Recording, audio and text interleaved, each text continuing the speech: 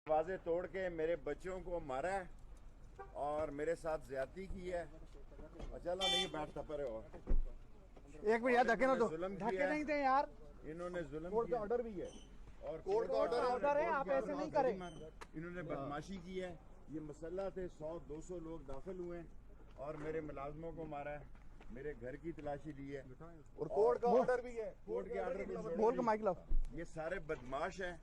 ये शेख घरों साहब। में दाखिल हुए हैं, सीढ़ियां लगा के इन्होंने दरवाजे तोड़े हैं, बदतमीजी की है और तमाम मुलाजमीन को मारा है और जबरदस्ती मुझे डाला है इन्होंने गाड़ी में और ये यहाँ बोल लेके के माइक आए ला। हैं। और आज ही जस्टिस बोल के माइक ला जल्दी।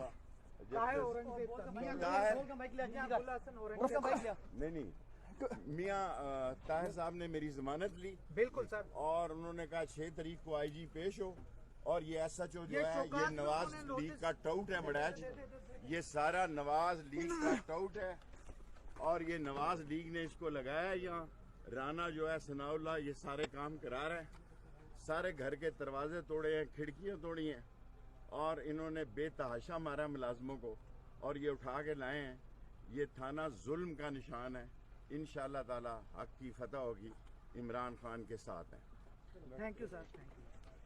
हटाओ।